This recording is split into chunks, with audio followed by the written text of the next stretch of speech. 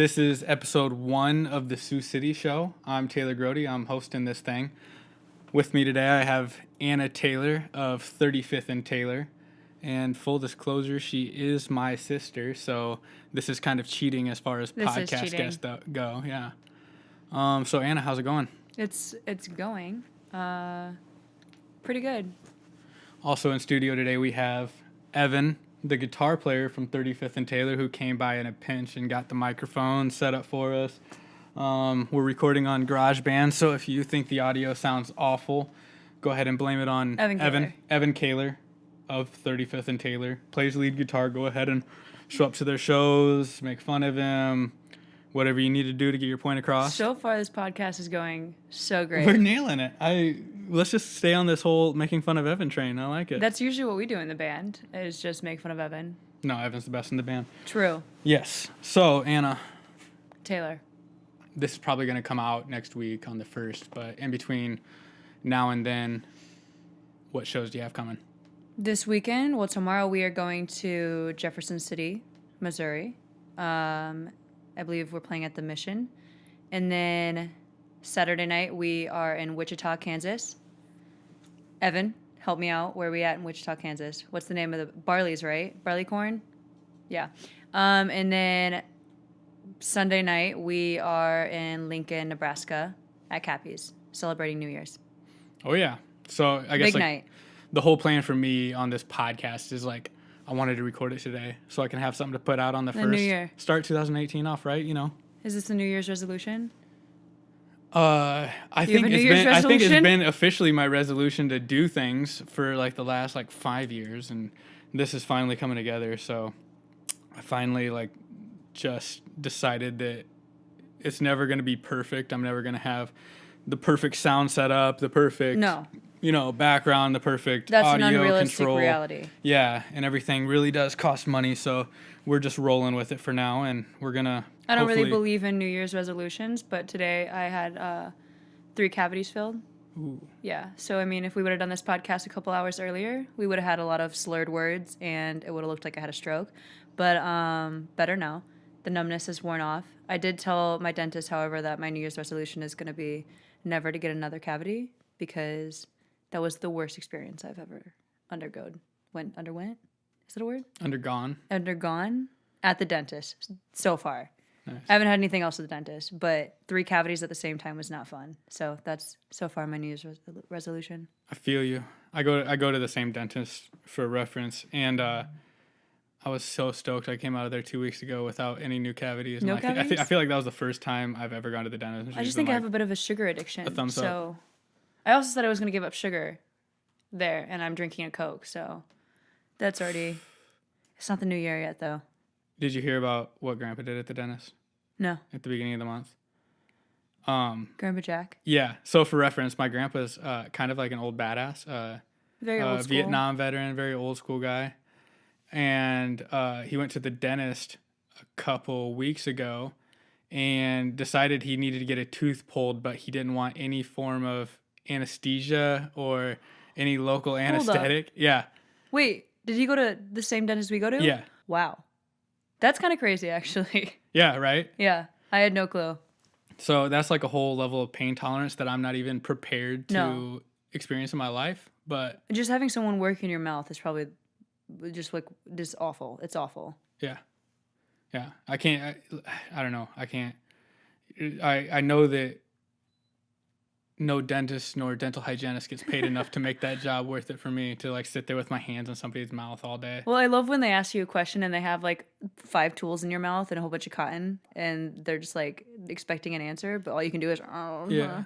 I think they do it just to mess with you. There's no other. I would do that if I was a dentist. I would definitely do that kind of stuff. Unless just to mess with people. Unless the answer is Yeah. Then you can do it. Then there's no way to answer that question. Yeah.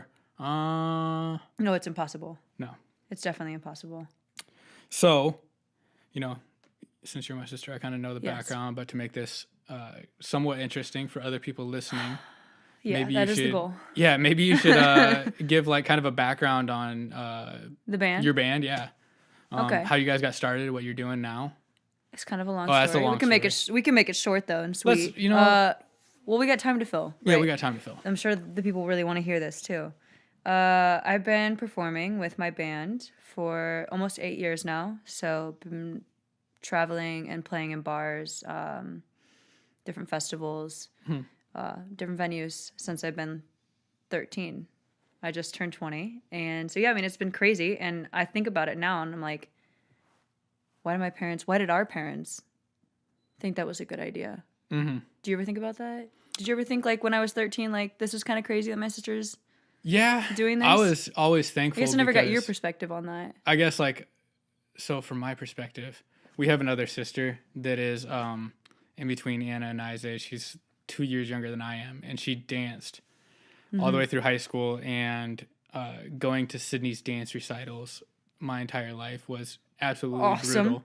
So I will take going to, I was like very aware when I was 21 years old that I like was going to bars to watch you perform, and like that was where my little sister, I didn't have to go to track meets, volleyball games, any of that kind of stuff. So so kind of like you're welcome. Yeah, so thank you. Yeah, could have done something else. Yeah, so it's been about 8 years. We all met in middle school at the middle school talent show. And I'm looking at Evan as I talk about this because it's sort of funny. Yeah. And so Evan was in a band, an instrumental band with his younger brother and then his best friend at the time, and they played Inner Sandman. Am I right? Inner Sandman. And then I sang Me and Bobby McGee by Janis Joplin, and his mom was in the audience, Evan's mom. And she watched me perform after they performed and was like, you guys, if you want to be a band, you need a singer. But she was not wrong. You need a singer if you want to be a band. That's a good point. Yeah. Tell she had a to point. Santana, though. So you could, true. I guess there is bands without singers that are pretty badass. And that's kind of how we started. Evan gave his number to, my mom was the 8th grade English teacher, and he was in 8th grade at the time. My mom to give to me, to ask if I wanted to start a band with him. And I believe he was super nervous about this because you don't want to give your teacher, your 8th grade English teacher, your number to give to her daughter. That's just a weird move. But I'm glad he did.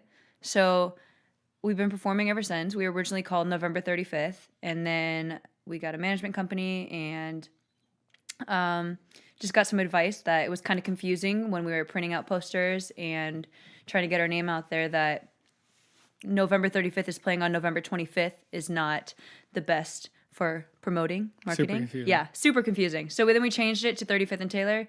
We incorporated my name and the band's name as well. Makes sense. Is that a good background, or we need? Yeah, so I guess like, you guys also have been playing. I think it's super cool that you guys started out playing shows like, whatever it was, once a month in Sioux City. Yeah. To now every weekend. Being able to go to this weekend, going to Jefferson City, Missouri, going to Wichita, Kansas. Next weekend we're in Topeka. I mean, I would have to look at the schedule, but we don't have a weekend off. We just looked yesterday, and we don't have a weekend day off until March 9th right now. So we are busy, and branching out, starting to play not just our 6 Midwest states, but we're going to be in Kansas, Chicago, Colorado. So we're really excited. We're going to have some mini tours coming up, testing that out, see how we do on the road. Bunch of teenage boys and myself. What's a mini tour? Is that like a week we'll shot go or something like that? Okay. A week, 2 weeks out. And I know we're doing a week in Chicago, a week in Colorado. I think the week in Colorado is in March. Fans going to smell disgusting. 100%. Probably.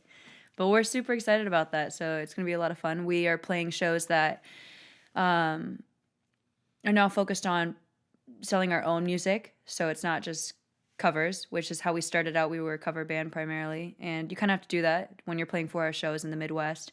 Bars want you to play 9 to 1. That's really the only way to get paid. That's the only way to get paid, really, when you're playing in the Midwest. And also, I mean, we're lucky to be a band in the Midwest, because I have some friends out in LA, California, bigger cities, and you pay to play, or you have to sell tickets to make your money at all. Like, which the venues aren't going to pay you. Like that's the way that I guess especially like the rap scene is in Sioux City is, which I've like always disagreed with. Yeah, I mean, being a musician and playing. It's like a hustle. I mean, it's not easy. I think a lot of people think like, wow, that's so cool. You get to be in a band and all you have to do is sing, but there's a lot more that comes with it than just singing.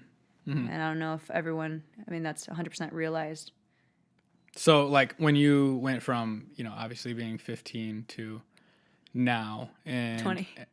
Yeah, 20. Yeah. 20 to like taking over, like the business side of things, and like just from like, what I've seen, you're doing like a ton more of the marketing stuff and making like phone calls and all that, and being more involved in like day-to-day decision making. Like, how has that like really been? Did it help? I guess like growing up in the music business per se, or do you feel like that didn't really like add anything at all? What? Wait. Like growing up, since you're doing it at 15, like you guys like had no part of it. Oh yeah, I mean when we were 15, we were just like our parents were helping us out. Like our parents were doing it for us. We had no clue what we were doing really. We were just playing the music at that point. But now it's it's my business, and we are it's everything. It's marketing, it's promoting, it's calling and talking to the venues. What do we need to bring? Backline? Do we need a sound guy? And then we have people that work for us. We have sound guys. We have people who do lights, help us set up. And so, I mean, it's a bigger, it's much, there's more responsibilities now than there was when we started out, obviously. Right. Being 20, it's our, like, if we wanted to make it work and we want to make this our job, then we have to treat it like a job. Work at it every day. Is everybody dropped out of college now, or is it? I don't want to say dropped out of college. Has everybody taken a leave of absence? A leave of absence from college, or is it? No. So I did. Evan did. Max didn't go. He would be a freshman this year, and then I thought Max was going to. Jack's college. not going either. No, Max is just living. Oh, good. Living with his friends in college. Nice. So living the college experience, not doing any classes, which is fair, the best way to do it. I definitely did that for like 2 years while I was actually enrolled in college, but saying that I was going to college is kind of an overstatement for sure. Yeah, definitely an overstatement. Yeah. Spencer's the only one who's in college still. And he's in a frat, and right? Yeah, he's the frat boy. Spencer. But it's not easy, and he likes to tell us about it all the time. So being in a frat or being in college? I don't know, maybe both. I can't imagine being in a frat is easy. I couldn't imagine. We could have a whole podcast about frats. Daily toga parties that you have to attend. Keg stand before every class. Yeah. Let's not talk about frats. Next podcast can be about frats. I wish we could. You could have Spencer on this show. Should we? No, he's terrible at talking. I'm saying we, like you're going to be here again, but... Can I be a co? No. Okay. You cannot. Well... I was thinking... See ya. I really wanted Evan to be the... full-time sound guy, but he sucks. It's I'm just better than him. It's too complicated with you guys being out on the road and stuff, and we're too busy for you. So hey, if anybody listening to this would ever like to get into being a podcast producer, I got a job for you. Or a merchandise seller, I got a job for you. Oh, I thought we were promoting. Oh, I think this is pretty much a job board. That's what I'm using this whole podcast as. It's disguised. It's just content back built to your around question. a job board. No, Spencer's the only one still in the band. No, still in school. Mm-hmm. We're thinking about kicking him out of the band because he's still in school. Oh, okay. Yeah. What's his major? Is it Stratcom still, Evan? Yeah, you don't know? I don't even know what Stratcom is. Yeah, me either. I think it's a made up. That sounds like a military headquarters. This is Stratcom. It was history, and now I think it's strategic communication. I think it's like a marketing major without like going to business school. Oh. It's the best way to put that, I think. Cool. So I have like a film major without going to school. Yeah, but they gave it to me as if I had went to school. So I win that one. I win that one, right? You lucked out. Yeah. School's not necessary though. No, for all you 99% of things. Yeah. Don't listen to your parents or your teachers. If you have enough ambition and drive and motivation, you don't need to go to school to pursue what you're passionate about. Yeah, but to be clear... If you want to be a doctor, you better get an education, though, because that doesn't work. There's some things you need an education for. Yeah, exactly. And learning is amazing. But most people, when you say you don't need to go to school, they're like, oh, so I can just sit at home, smoke weed on the couch, and that's not invest in Amway Global. Now I'm my own I'm my own CEO now because I have an Amway pyramid scheme going on. I think some people do think that. That's not what I'm encouraging. No, that is the prevailing thought. No, I mean, you don't have to go to college, but I mean, be motivated and pursue something. Yeah. Make money. Like, Try to make money. Or if you don't, try to make something. I always tell people, like, even if you don't go to college, like, even if you're like, I don't want to go to college, it's still beneficial to, like, live in a college town and be around everybody else going to college. You know, whether you work a full-time job or not. But, like, for me, I know that, like, all the connections I made when I was 19 to 23 are, like, some of my strongest connections. And, like, some of my connections best are everything. Yeah. As far as, like, networking goes, like, those are the ones that I yeah. rely on the most is the people I met in college, the people I'm glad I went to college for my first year. Yeah. It teaches you a lot. I mean, to be on your own, first of all. I think everyone should experience, I mean, if you're not going to go to college, at least living on your own and making that transition to trying to be self-sufficient, I guess. It didn't really work out for me. But... I don't have money. I'm still broke. But that's okay. I'm so sorry. So, I guess, I knew you're going to go to talking about you being broke? Yeah. No. I thought you were going to talk about Christmas present. No, I wasn't going to even bring up the fact that you neglected to buy me a birthday or a Christmas present this year. For you guys who don't know, my brother is 27. That is a full-grown adult. And her brother is also the most... Anything that you started with giver. the most, I'm the most thoughtful gift giver I know. You get me a record every year. Yeah, but they're always like limited edition colored vinyl that I got from like a printing of one of 500. He's not It's a wrong. Fleetwood Mac album. Yeah. That's what you got for your birthday, and then for I guess for Christmas you just got Alabama Shakes. Yeah. And then I love Alabama Shakes though. Brittany Howard. I would have given you a Jimi Hendrix High Live and Dirty from the Fillmore. Printed on red vinyl. Didn't you hear that bullshit? But I kept it because, frankly, you don't deserve it. And I guess like the best metaphor or the best allegory, whatever, for our relationship in gift giving is that I gave you a 4-pack of Red Bull that was 12 ounces for Christmas. You gave me a 4-pack of Red Bull that was the small cans, 8.4 ounces. To be fair, that's all Casey's had. If they had the bigger, I wouldn't even have thought twice about it. But they didn't, and I'm sorry. Yeah. So. All right, I'll get over it eventually. Yeah. Let's move past it. But let's go back to the band. Let's do it. So you guys, moving forward, everybody's dropped out of college, and we're going to keep using dropped out of college. 10 years, we're just going to be living on our parents' couches. But I guess, 2018 really has been, or 2017, I guess, has been a huge year as far as like steps forward. Yeah, absolutely. And I think that a lot of that does come from like not being in college and really like dedicating yourself to it full time. Oh yeah, I mean, if I was in school right now, I would not be able to do what I'm doing and be pursuing music like I am. I mean, we travel so much that it would be incredibly hard to be in class. And so this year's been full of opening up for amazing musicians. I will list a couple of those off for you guys. Is that cool? Yeah. The Revivalist, Joss Stone, the band Perry, Fuel, Dishwalla, Eli Young Band, Bon Jovi, big one. Let's talk about that. Let's just jump into that one. How'd that come about? In your words, how'd it come about?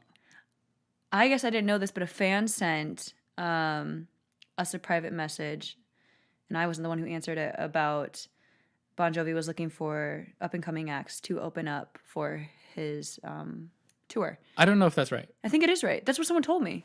One of your dads? No. Dan Kaler. Yeah, fan sent it. Maybe they emailed him. Okay, I think it was like somebody who knew. That was the part I had no. Somebody who knew Evan's dad, I believe, is the one who recommended the whole. So they might have messaged Dan about it. Yeah. But nonetheless, a fan emailed about. So we wouldn't have heard about it, and then we submitted for Chicago because you submit for a specific venue. I will go into this because this is a great story. By we, I mean my brother. And my brother thought he didn't actually submit for it. So you almost like cost the night I submitted it. A really cool experience. Yeah, I guess. So the night I submitted it, it was like, I think Dad called me, and it was one of those deals where Dad called me at like 10:30, 11 o'clock at night and says, hey, did you, because he had mentioned it in passing a few weeks or a few days before this, and he Yeah. calls me. You He's were probably like, hey, thinking like, no way. yeah. would Well, he this says, work hey, out. did you submit that video for the band to be open for Bon Jovi? And I was like, no. Yeah. And then I thought about being like, yeah, I did, and then I was just like, shit. I'd feel bad so whatever. So I took the time, and there was like an application process too. Like, I had to fill out like, what are your inspirations? Like, what are your next steps for the band? What is that kind of stuff? And so, I put a lot of my thoughts on what my next steps were. Good, I didn't even know in my about musical this part. career. Yeah. So pretty much it was you who got us the gig. So there was like a full application to this deal. It wasn't just like upload. I thought it was just a band buyout. Why do people lie to me? Why do people not tell me the whole story? Because everybody underplays my role on this. Okay. But so then I fill out the application. I uploaded the video that I made. Yes. And then it like just did that, uploading Wheel of Death for Ever. probably And then it probably was 20 get... minutes, yeah. And then I like sat there, watched it. Finally, I was like, I'm gonna get up and just walk away from this, and I'll come back in a bit. And at the time, my computer was having a problem, like coming out of sleep mode, and I had to like turn it off every time it came out of sleep. And so I like come back to my computer, and it was just it was off, and I was like, oh my god. So then because I like filling out the application was literally like a start to finish, probably over an hour job. And with a couple breaks or no, this is like, it was probably an hour start to finish. And then, like I said, I uploaded it and I waited there for 20 minutes. And by this time it's probably midnight. Oh yeah, I would have thought. Yeah. I mean, if it kept uploading, I would have been like, it's not going through. So then I was like, am I going to take another hour to double check to make sure that thing went freaking through at whatever midnight? Yes. When you already don't think we have a chance of winning this stupid competition. Like a 1 in a million chance, right? So that was kind of like my reasoning. Yeah, logic. And then I think Dad called me like 3 days later, and he's like, hey, I checked out the other videos that were posted to the Bon Jovi contest, and I think that they got a real chance. And I was like, oh, so did you see ours on there? And he's like, yeah. I'm like, oh, thank God. But like by the time he said that he'd seen it, like I think the deadline was already closed and all that. Yeah. So, yeah. But turned out great. So like how did the notification process happen? They emailed Dave, our dad. Okay. And I don't think they said like right out you won. They were like, congratulations. Like it was like a you might have won. Or like it was really weird how it was worded. So I remember Dad calling me and being like, I'm pretty sure that you're opening up for Bon Jovi in a week. I mean, it was a week. Like they sent it out. That's right. You're right. Super, yeah. Like no time to really was. think I think about it was 10 days. Like I think it was exactly 10 days away. Mm-hmm. Yeah. And I remember like losing my shit. I think I cried a little bit because I was so excited. I mean, it was like at that point, it was the biggest opportunity we've had. Opening up for Bon Jovi at the United Center, and the United Center is the biggest indoor arena in the United States. It holds 23,000. It was a sold out show. I mean, you don't get any bigger than that. So it was an incredible opportunity. Mm-hmm. And so, yeah, we all freaked out about it. We were all incredibly happy for this opportunity. And it turned out amazing. Everybody there, his staff was beyond nice to us. You were there with us, actually. Yeah, I mean, and they were just like so nice and accommodating. And they could have been douchebags. They could have been... That's the thing with contests like that is it can just as easily be like, all right, our record label says that we have to run this dumbass contest where we have to give some other band an aspiring chance, but usually you just assume that those record labels would be using that as like a free talent scouting deal, And they were incredible. Yeah, so I mean it was amazing. And I don't think any of us were really nervous except for Evan. I like to say that. He likes to take his head, but yeah, I don't know. I got on stage and I was like, I'm not at all nervous, which was a really weird feeling. I was just like, this is such an incredible opportunity and I'm not going to let anything ruin it for me. Mm-hmm. So it just, yeah. And you guys started with Cut You Down, which is like kind of like goes right into it, right? Badass rock song. Right? Yeah. Yeah. And probably your heaviest song. I think it's funny because like a lot of people, if you don't really know how it works, right? Like I saw some comments on YouTube that were like, oh, you should have some type of intro music so it's not just so awkward when you start. And it's like the opening band doesn't get their their choice of like stage production intro music. So it's like that's a lot of like our job is like people don't understand how it works, or we're like and you guys they didn't even like announce you guys going out there, did they? No, there was no announcement. There was no announcement afterwards. It was like, hey, here is your 25 minutes. You do whatever you want to do. Right. Don't mess up. Obi O'Brien said, don't forget the lyrics before I went out there. I was like, that's really comforting. Hope I don't. Yeah. I didn't. It's like, damn, how many people are forgetting lyrics? You got to say that. Yeah, I didn't. I did ask afterwards. I was like, so how many people? Because there was an opening band for every show he did, and I think there was 20 shows in that tour. Something like that. Something like that. And I said, how many people freaked out before they went on? And Melanie was like, more than you would think. And some people just completely freaked out, forgot all the lyrics. And I was like, how awful would that have been? Yeah.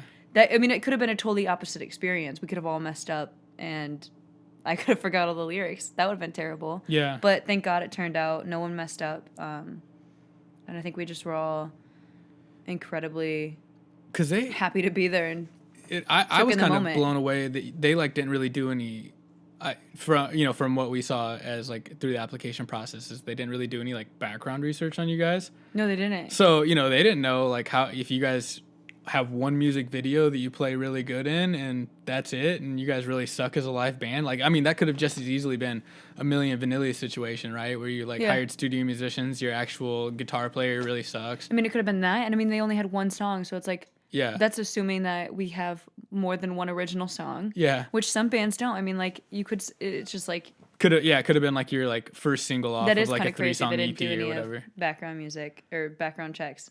Yeah. Putting a lot of trust in in one video for I guess when you're Bon Jovi person performance. Yeah. Yeah, you just kind of are like, well, I mean, my fans are loyal, so yeah, right. I'll give these musicians a chance. And that's probably why they didn't like really, you don't really have to there's care when you're not doing that like pre-show, like nobody announced you guys like this is a band that we saw and we loved. Nobody was really co-signing you, so it was you walk out on the stage and go right into it, and then if they were saying that other bands forget to even like say their name, say who they are, so nobody can look them up afterwards. I was like, that's a big issue, right? I think I said it like 3 times. I wanted to get that across because they don't put like no banners. Yeah. So I mean, really, it's just you say it. Bon Jovi, I guess, tweeted like or put on Facebook the picture of you guys right afterwards, which probably led to like an instant 3,000 likes. Yeah, and it was cool because we played, I think it was in Marion, Iowa, about a month or so ago, and it was a smaller venue, and I went around and talked to the people before the show and just asked them if they'd seen us or... Shout out the name of the venue. What? Shout out the name of the venue. Oh, the famous Mockingbird. Yeah, it was a sick venue. We're going to actually be back there, I think, end of January. I mean, I could be wrong. Fact check that. Go to our website. Check it out. We have all our dates listed. But and I was going around talking to people, just asking if they've seen us or who sent them here.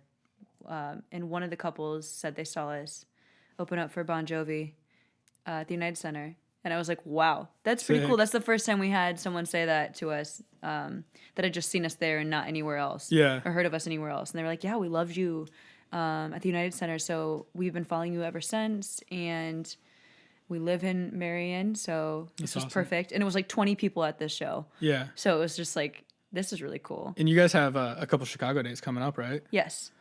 Cool. Yeah, so hopefully that you'll be able to see some more there, some more people from, cross over with that crowd. We've had a lot of people from Chicago comment on our social media and say that they want us to come out, and when are we coming out to Chicago, so. Right. I mean, hopefully they see that we're coming. Yeah. And they bring their friends. Yeah, you guys have like that whole built-in, like the crowd you kind of siphoned off there. Yes. I feel like that's pretty huge. Kind of like it was really the next step. Definitely. I mean, that's mass exposure. That's what's awesome about it. And it's been really cool since we've been branching out of the 6 states we play regularly. That places we've never played before, I'll go around and talk to the people and ask them, where they heard us from or if they've heard us before. And a lot of them will say that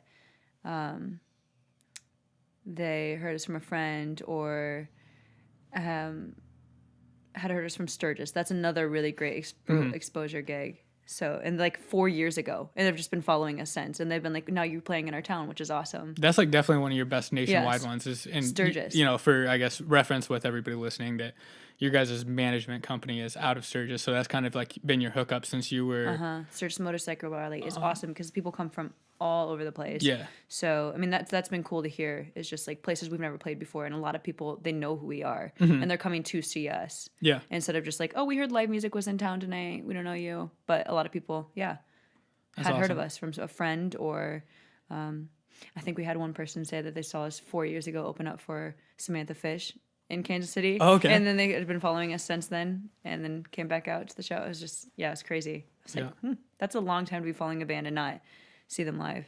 That's I mean, really following them. Like, they know when we're playing in their town. awesome. It's Yeah, cool. true. Well, that's like the power of social media, and that's God, it's such a game changer on like trying to do anything creatively. Is like being able to like connect instantly with people on Facebook, or like have like that one-to-one interaction through a tweet, or even like Instagram. Still, you can get like a bunch of information out there. Yeah, we have fans from all over the place, and that, I mean, and we wouldn't be able to have that obviously without social media, the internet. So. Yeah.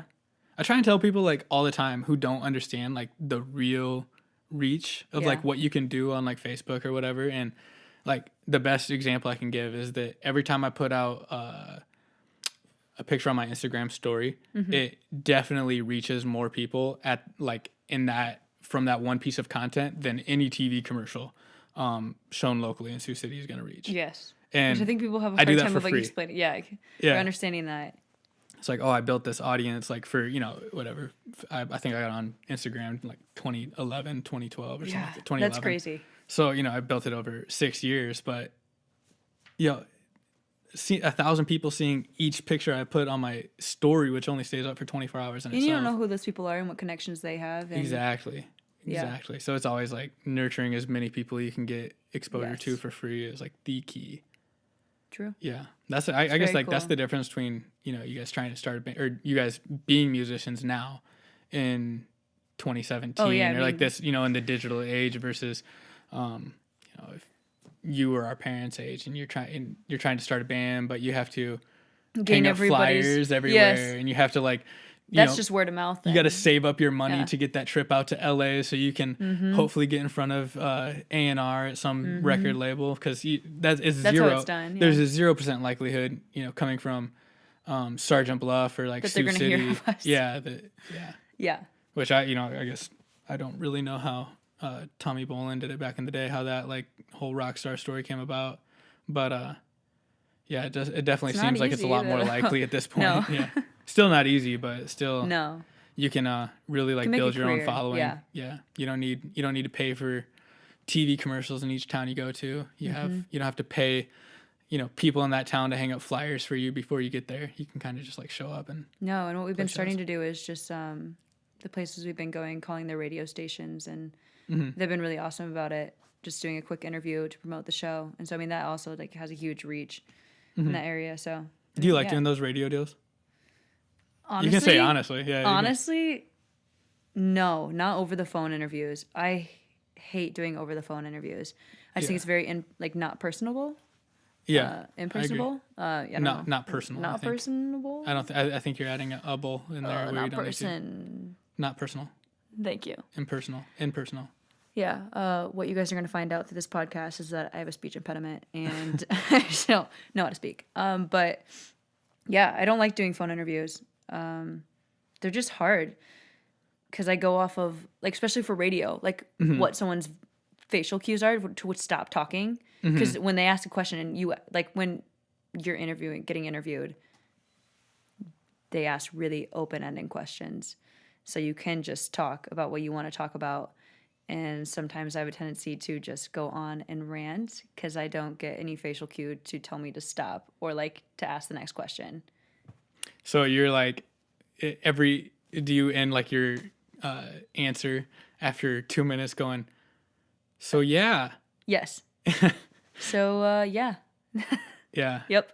And I feel like those deals are so kind of the whole point of this like podcast and everything that I'm trying to do with creating original content kind of centered around like a Sioux City audience is that I'm really trying to provide people doing things that I think are cool or exciting in Sioux City with like an alternative way to promote themselves. Yeah. Or I guess raise awareness for what they're doing in the first place. Because I just think it's so dumb to do that radio interview where you... No, I mean, I think, Yeah. hold on. I Well, think radio I- interviews yeah. are highly, like, beneficial, and, I agree. like, appreciate them letting me do those. I agree.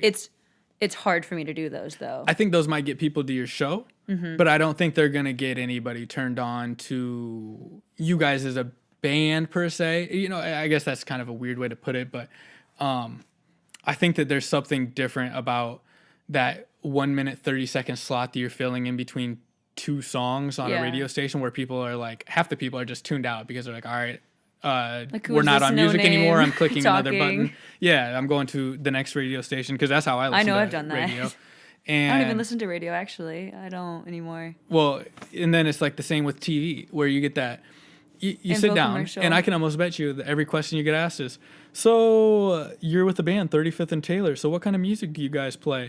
Well, we play rock, we play blues, we play kind of alternative garage blues. It's classic rock inspired. Oh, so who are some of your musical influences? I think there is a Grace very Potter and classic Joss way to do, Stone. an Yeah, and interview then- for a musician. And then so tell me about some of your big shows that you guys have had lately. Yeah. And then, okay, so what do you got coming up? They get straight All to right, the point. We'll see you there. I think there's so many, like, cooler things we could talk about, too, though. Right. Yeah. That could really, I don't know. Exactly. It's just, I think people are afraid of asking personal questions, and Yeah. which kind of sucks. We're so surface level in our conversations now. Well, I guess that's kind of the whole point, is like to really like get to know somebody. Like I think that there's so many deals like we can get to this in a little bit, but like after you were out there for The Voice, like how much misinformation exists about like that whole experience, and like ton. how many times have you had to explain to somebody in person? And how that, many like, times do I just not explain it because somebody doesn't understand it? Yeah, because it is like It's hard to explain. well, especially you can't explain and because it I can't really explain it because... in 2 minutes. You can't do. No. You can never do that. And you're not really supposed to talk about it either. That's why there's not, like, people don't know what's going on because Yeah. it's a TV show and they don't want you talking about it, so they make you sign contracts. Yeah. Yeah. But I mean, let's go ahead and get into that. Was that all in all, was that like a good experience, or? Yeah, it was an incredible experience. Yeah. I mean, it really was. I was 15, and honestly, I was just... I love the try. Go ahead and. I was the just start from the tryouts, beginning. yeah. I didn't think anything of it. We were going out to New York to... I just wanted to experience an audition. Yeah. And I thought I was going to be told no, but I was okay with being told no. And like all good parents, they were like, and being told no is something that everybody gets told a million times in their life. And it's like what you do after that. And I was like, yeah, absolutely. So, I mean, I didn't really think that I was going to get the go after that. So I went to New York and auditioned. You were out there for family vacation though, right? Or was it? We were out in New Jersey for family vacation. Was and then the we trip went to New York? Was No, the no, trip no. for that, or was it just like the- a byproduct of It was just a trip? byproduct. Okay. It was for a family vacation in New Jersey, but we found out that The Voice was having auditions in New York. So we went out our last day, and it was just an open call audition. So 7,000 people were there, and they did, I think, about 6 of those all around the United States, and same turnout for each one. So we stood in line forever, and we get into the room. It's about 10 other people in the room with me.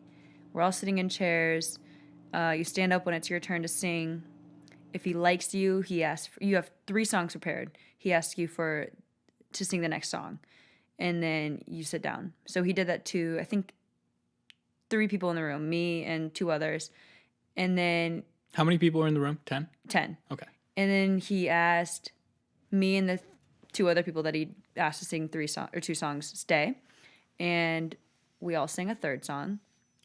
And then I was the only one who got a red ticket in that room. Uh-huh. And Ooh, train brakes. I know, listen to those. Oof. Sounds like nails on chalkboard. Yeah. And he called me. This was like 5 years ago too, so this is a little bit like in my head hard to remember everything that went on because I don't talk about the whole process ever. And he was like, I think you have really something special, and I want to give you this ticket to move on to the next phase. And so then I went to another audition after that. I can't remember, was it in New York again? I think it was. Yeah, I think it was the next day at like a I think they recording did the studio, next right? day in the recording studio, Yeah. and they filmed this one. So we had to stay there. We had to like change our flights. Because if you got that red ticket, you did another audition in that city, and they filmed it so they could send it out to the crew, the voice crew, so they could look over it. Because this is just a management company that's It was just like talent scouts. a talent basically. scout, yeah, for the show. And so then that's another. So there's 3 auditions right there, and then I made it through that. So then I went out to LA and I auditioned again, and I think there was like, I don't know, there's like 7 auditions in total for the show, and then I made it to the phase where we were going to be auditioning for blind auditions, singing for blind auditions, and that's about 100 people that are out there at that point. So from like audition to blind audition. Yeah, there's like 7 of them. What's the time frame though? Wasn't that months? Months. And months. And I'm and not there was like faking- multiple times where you like went back home and they were like, now this is going to be like, we'll call you and let you know. right.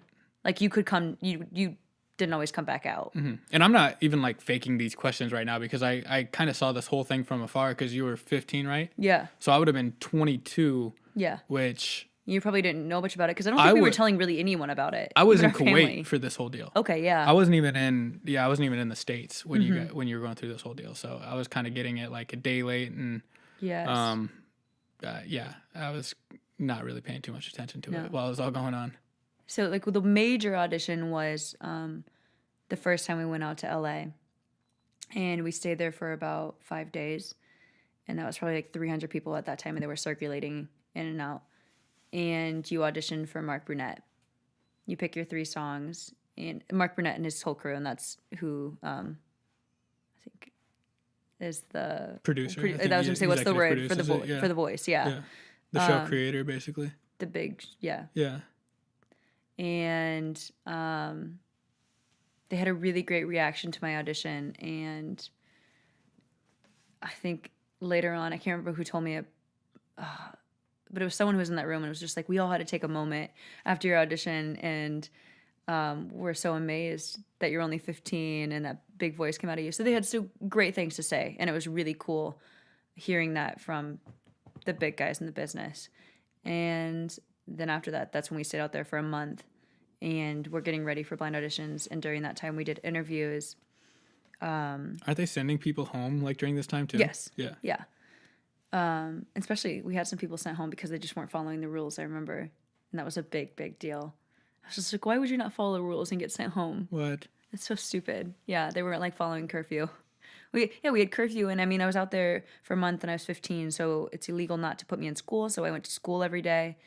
What else? I took vocal lessons. We had our makeup done. We had a stylist. We got paid. Yeah. Don't you have like a strict time? Like you can only like be working so many hours a day, right? Like don't they have to like I get could only you be out of there at some working so point? many hours a day, and I had she was the teacher, but she also followed me around. I don't remember what that was for, but since I was 15, they had to have another person following me around, and I think that was to make sure that I wasn't going over time. Oh, okay. Putting like a handler on each kid. Yep. Yeah, that's what it was. Yeah. And so then there's about 100 people at this stage, and we get to a day or so before blind auditions, and they take all your cell phones. And it's really weird. They're like, all right, well, now you have to take all, they put them all in a box, and they say they'll give them back to you after the blind audition. And they name who's all going the first day, because they do it over, I think it's 2 or 3 days. I can't remember. Something like that, yeah. Yeah. And not everyone, even in that room, gets to do an audition.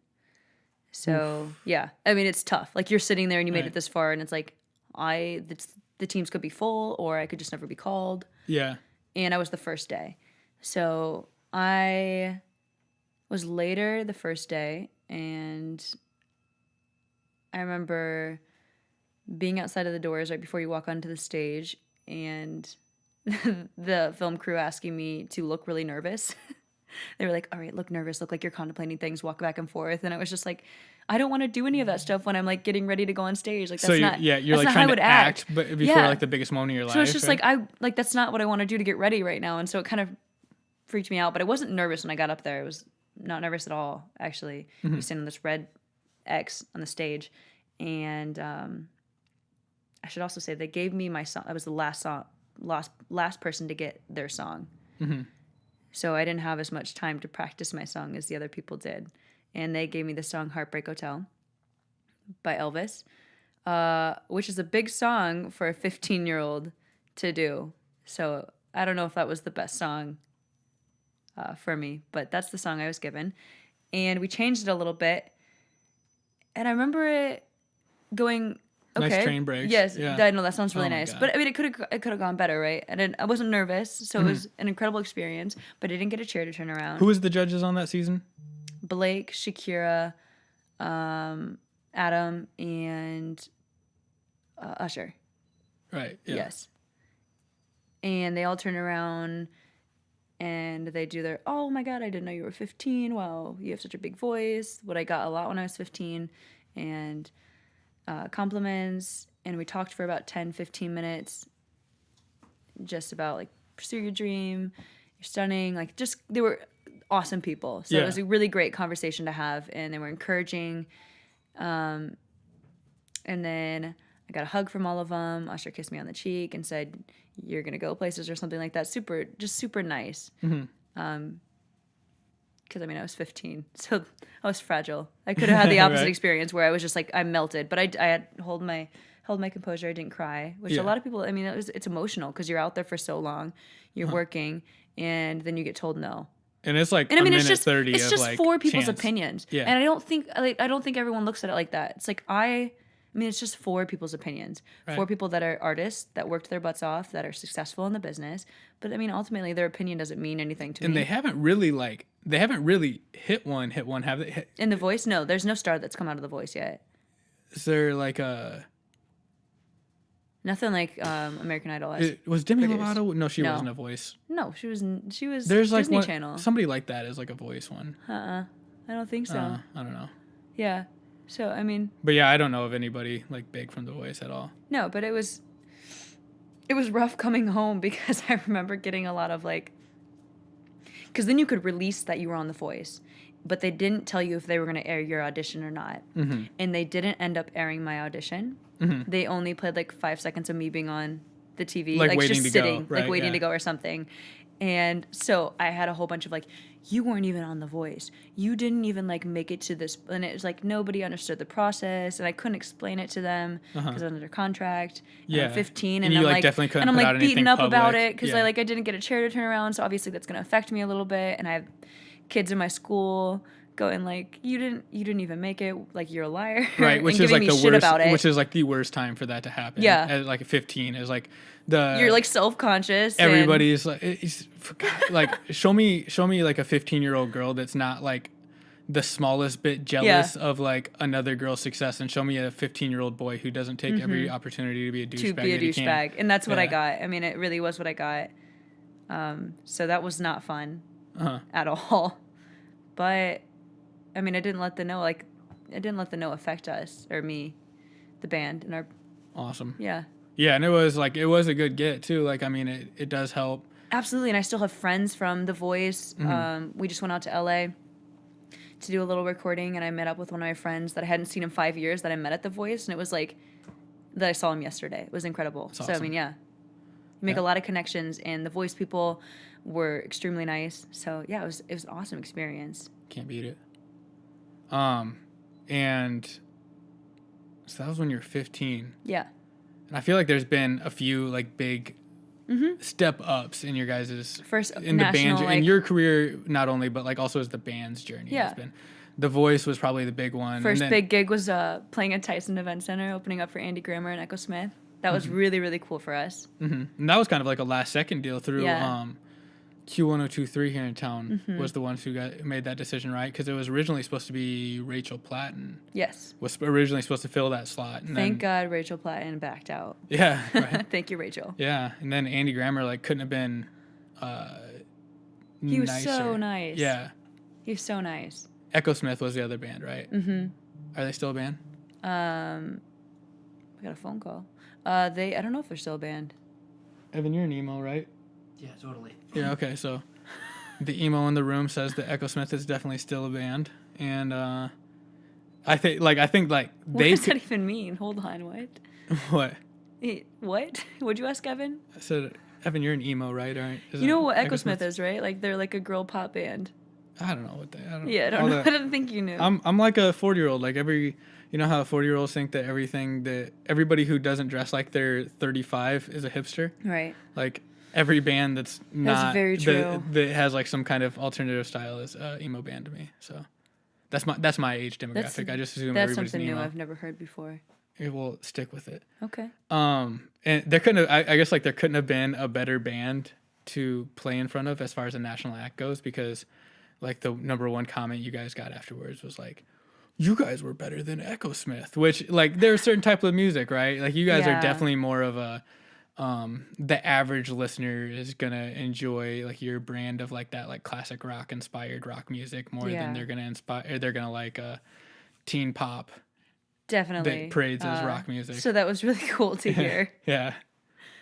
That was really cool. Yeah. So I guess like that, but even before that, I think that you guys starting with Home Slice is like your management company. And because a lot of people in Sioux City will probably recognize like the band Judd Hoos is also underneath Home Slice. So they were kind of, you guys like a sister act, right? Yes.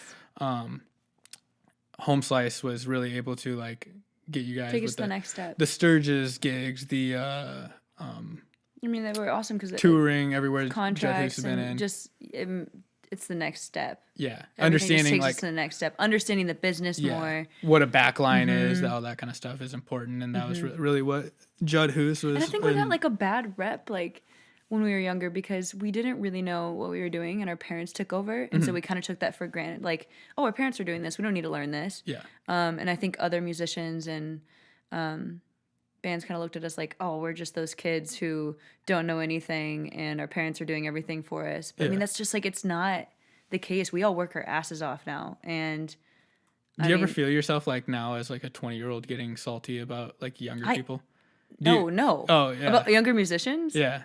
No. I have to remind myself of that so No. often. Like because like when I do like the photo and video stuff, like when like some 20-year-old gets a camera for the first time and like starts taking what I see as like dumb, like copying everybody thinks it's every other a hipster. photographer on Instagram. Like I look at that shit and I'm like, that is a horrible photograph. Everybody follows like the same like 4 steps to make the same dumbass. They scratch the like film photographs or whatever Polaroid ones. They throw like the colored lights in the background, and then it's like they blow those out because they bought their first lens that stops down to or there's a smoke bomb. Yeah, it's like so dumb to me, and I have to remind but myself so everything often is art, though. Yeah, I have to remind myself that like that's cool. Like I can't let myself. It is cool. It's like, just like not your style. If people it's not like what you're it, doing. if people like it, then it's fine. Yeah. And I'm not, and I can't be like the old. No. 27-year-old old person. I mean, it's really not for you to say what people like and dislike. Yeah, and not to get pretend, because that's always been my thing. Is like the day I get pretentious about what I'm doing, like the day I need to stop. Yeah, no, I wouldn't say salty about younger musicians, but it does kind of suck being 20, and I don't think people understand that being a girl and in this business, the younger you are, the better. Mm-hmm. When you start getting old, you start becoming less desirable. Ooh, 20 is 20 old? I think it is. Uh-oh. It's like the peak of it's just starting to get old. You still can't even legally be inside the bars you're playing in, but you feel like you're old. Yeah. I do. Because I got a couple more years before I feel like they're just going to start thinking I really am old. And that's what scares me is that in my job, I think I have a time frame. Yeah. To really make it. But I mean, I guess it all depends on what you think is successful. Yeah. So in terms of like making it, I guess, how do you guys, if we can take a step back, like I was looking at this year for myself as like a video maker, and I've released probably 100 videos this year in between my personal stuff and professional stuff, and videos I made did well over 50 million views. And if you would have asked me when I was like really decided I was going to be a professional videographer, I was like 24 was when I really made the decision. And if you would have asked me like, what does the mountaintop look like for being a professional videographer who's freelancing, doing music videos, all that, I would have said probably numbers below that, making 100 videos, having those videos do 50 million views, being on the Chive twice, being on NBC syndicated across the country 4 times this year. So I think it's crazy looking at what you do, and like I know how successful you've been with your videos, but I know that people don't know that you've been successful with your videos. So when I tell people like, yeah, my brother is a videographer, what does he do? Well, I mean, like he shoots videos for local bands and rap groups and weddings and stuff, and they just peg you as like that local guy who does. And I'm like, but he's had a couple videos be viral. Exactly. And like his videos have been seen by like, I mean, for us, I know very important people in the music business. Yeah, I mean, you guys that Bon Jovi gig, So I just say it's all how you gauge being successful, I guess. And if you gauge it off of money, then because I always thought like not, if you would have asked me what success looks like, I would have came up with numbers a lot lower than I did this year, and I would have been like that. Once I can get that level, like that's when I'm really gonna start, being like a solid professional, and like that's when like I'll be legit at that point. Yeah. And like, I'm still chasing down people for, $50 checks. And, and even after all that, like none of those, it's not like easy. You can't get paid from people who aren't making money themselves. No. And it's like, so, and I guess like, do you guys see that with, what you're doing? Like what has the finish line moved for you guys? Like after, playing, I don't think that for a band that's not a national touring act, opening up for Bon Jovi is like kind of the mountaintop for what that. People think that's for huge. what You guys say can that, do. and it kind of turns like, oh, they are bigger than we think they are. But also, it's just like we're a local band that won a competition and opened up for Bon Jovi. So what's next? And this is like where we really push ourselves to do what's next. I mean, right now, out of that Bon Jovi gig, we're working with Obie O'Brien, and creating an EP. So we're going to try to take that to the record labels. And I mean, just try to get big name people to hear it. And hopefully something comes of that. But I mean, you never know. I mean, people can like it or they dislike it. And what are you going to do after that? You really can't ride on everyone liking it. So beyond that, like I said, we've been branching out. We're doing small tours.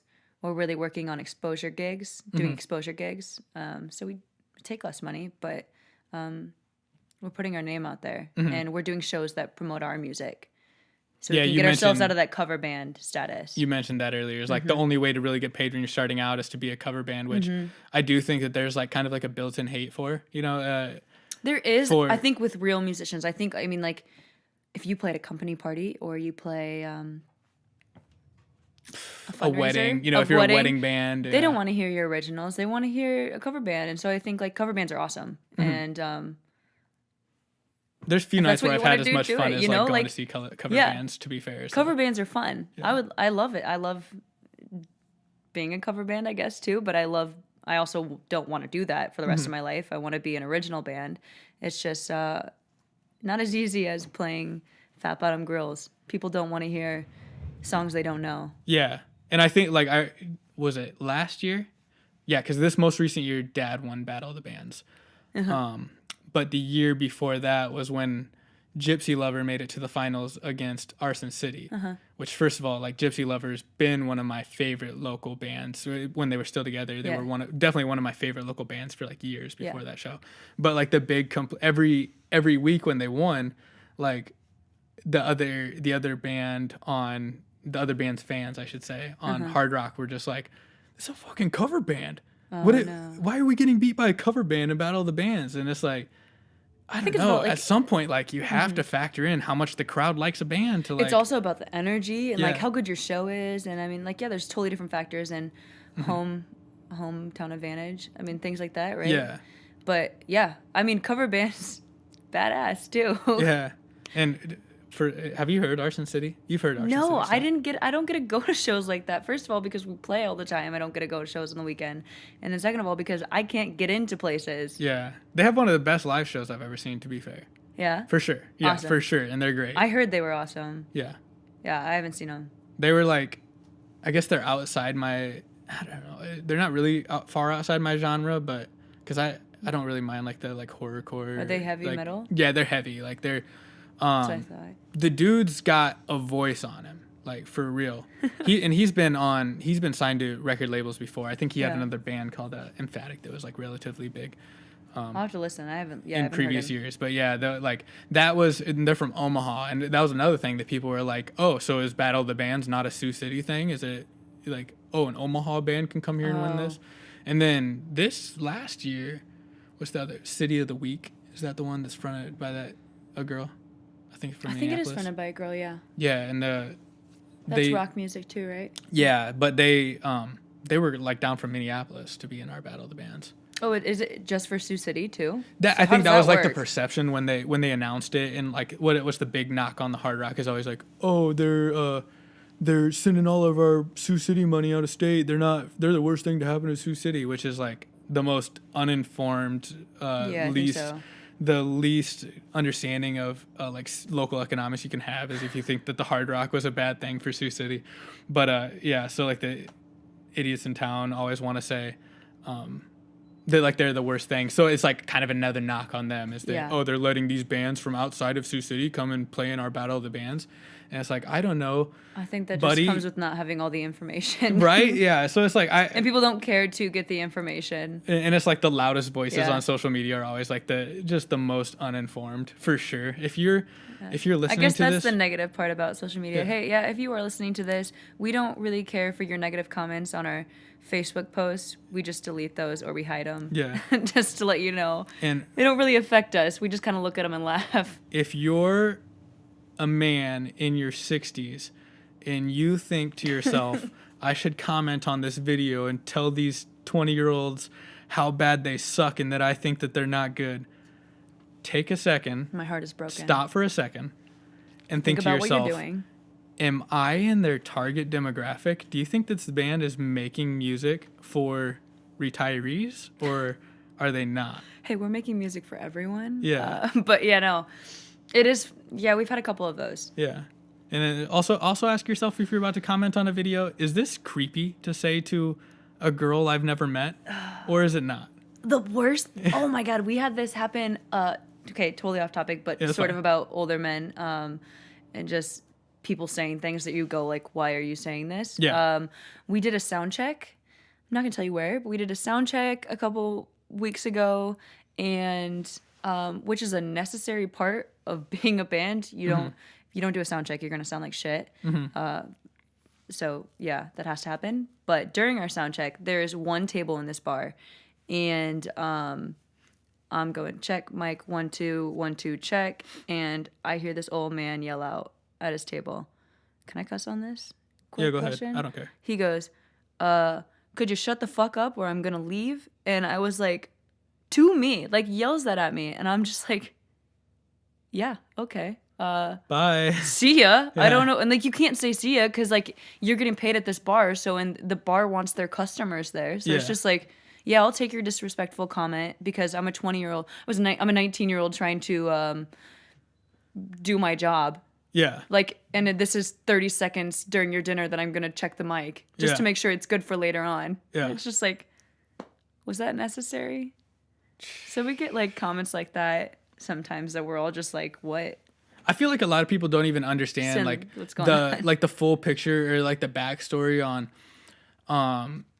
like not liking people trying to be too personal on social media with you guys, like because jumping back to the Voice thing, like the Christina Grimmie deal, when she was on the season of The Voice with you, and then somebody who thought that he like had fabricated a relationship with Christina Grimmie that they didn't have, and this guy's then upset that she's not paying attention to him as he's some guy fabricating a whole storyline in his head in Florida, and then he shows up to like a show and like shoots her, and like that's like I guess like every 20-year-old girl has that who's like playing shows has that in the back of their head. And then I mean I do. Yeah, and then weird guys don't have they don't have that context just, for why you single it out to weird guys. I mean it's just weird people. Weird people. Yeah. They don't have that context for like what the backstory on, you know, why this girl that isn't paying attention to me as her fan and I'm the one who pays to see tickets to the show. It's like, well, the bands, I guess my part as somebody who's not even in the music industry is that musicians owe you a show. For your ticket that you paid for that show is a night of entertainment and a great show. And being able to form a personal relationship with whatever musicians on stage, whether it's a 19-year-old girl or whether it's a 35-year-old guy, is not something that you're owed. No. You're definitely not owed that for your $5 entry to the bar that night. Yeah. And I guess I've always kind of been a little bit, probably a little bit more protective over that situation. It's a weird situation to be in. Yeah. And it's been that way since we started, and that's kind of just part of the gig. So I guess like looking forward, what do you hope the next step is for the band, and like what does success like really look like now? What does success look like right now? Well, what is success like for us? You know, I guess like the finish line of what successful is always moves back, like when you're doing creative things. Yeah. So as of today, like what's the point that you want to get to that's going to make you happy? I want, I guess, a ton of people to know our songs, our original songs, and like them. I want to have a following, and I don't know how big that following is going to be, but I mean that's a really hard question to answer, I guess, right now. Like, because I don't know. I don't know if I don't want to be like Taylor Swift. That sounds kind of awful to me. Yeah. I guess. But I would like to be well known and have our music appreciated. Cool. So I guess like, you know, I don't want to say bigger, better shows. We played the United Center, but like right. shows like that would be cool. Playing shows like at the United Center. Being able to like tour on like your, you know, as a headliner, even if that's a mid-level headliner, yes. You know, if you're selling out, if you can only do 200 capacity bars, like that's still cool to be able to like sell out 200 person venues. Absolutely. Across Absolutely. US. Or be able That's to, not easy to do. or even get booked in those to the point especially where in like cities you've never been to. So that yeah. Like if we could sell out a 200 person venue in Chicago, that'd be awesome. Do you think that takes a record label behind you at this point? Do you need a record label behind you? I think it would help a lot. Yeah, I think there's bands that do it without, but it would definitely help. Yeah. That push and that influence. Even like virality, like doesn't even, you know, a lot of people are like, oh, if I go viral, then the next step is, you know, playing a nationwide tour. But like Dad in Sioux City, they had that first video did probably 40 million views total. And, you know, their Facebook page went from like 800 to 10,000 likes in a year. And I think there's such things as like social media stars and then like. Yeah. But like, I guess like my point is that like it hasn't translated into the ability to like travel across the nation. And I don't know if they're not doing it because the opportunity doesn't exist or if because, you know, like just jobs, because they're both adults who are working. Yeah. And they don't want to take time off because they're really living that dad life. Real name, no gimmicks. And but that would be kind of crazy to say, like, I mean, like 40 million people have seen us, our song, our video. Yeah. My video. Yeah. And I mean, nothing huge has happened out of it, you know. But yeah, well, hopefully. Yeah. Eventually.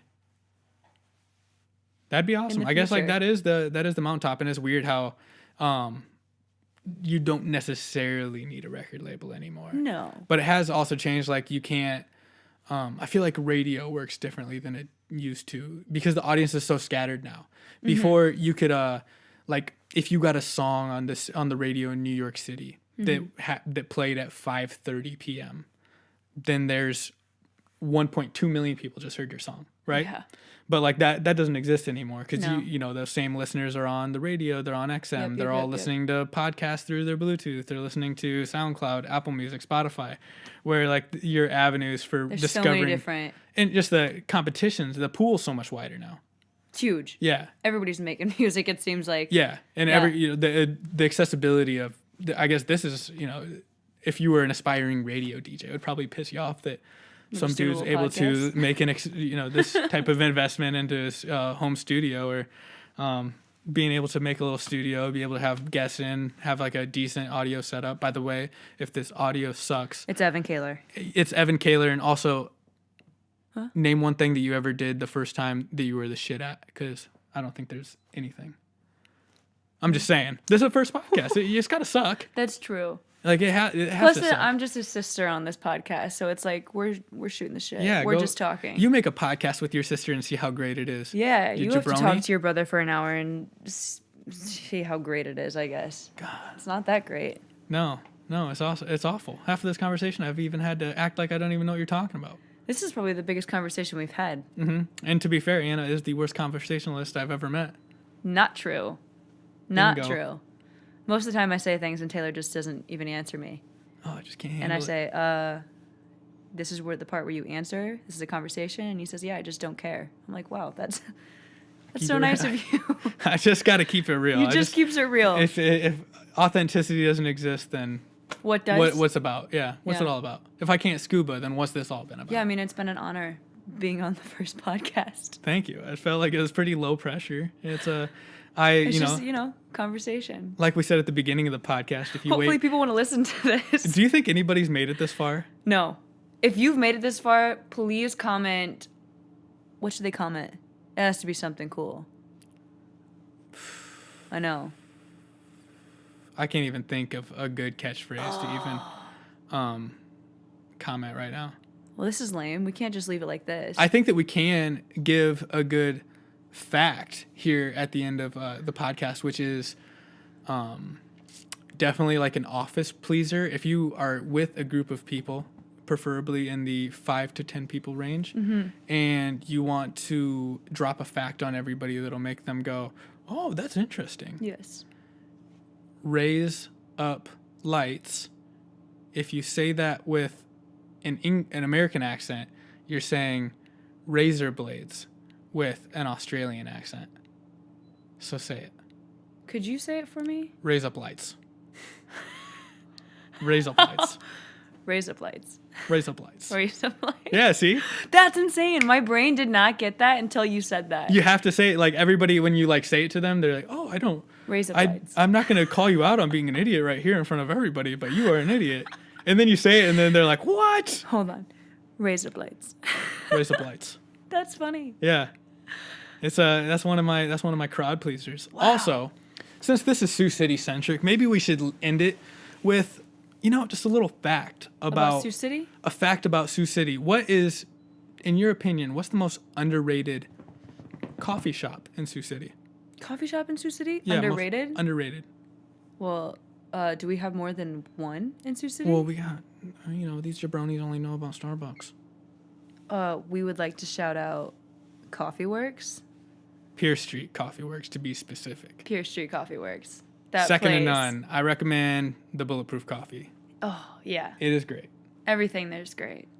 That's my Also, favorite place. My most slept on Mexican restaurant in Sioux City, which I know my Mexican food. And this is not, I'm not endorsing, by endorsing a Mexican restaurant, I'm not I think we're just giving opinions here. Yeah, I'm really not, I'm not talking down No one about can be any offended of by them. opinion. Yeah, you have to, because I could give you the best torta in Sioux City, the best burrito in Sioux City, the best taco in Sioux City.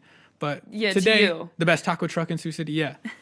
But today, if we're talking about the best burrito, you got to go to La Momia on 11th and Nebraska. You been there?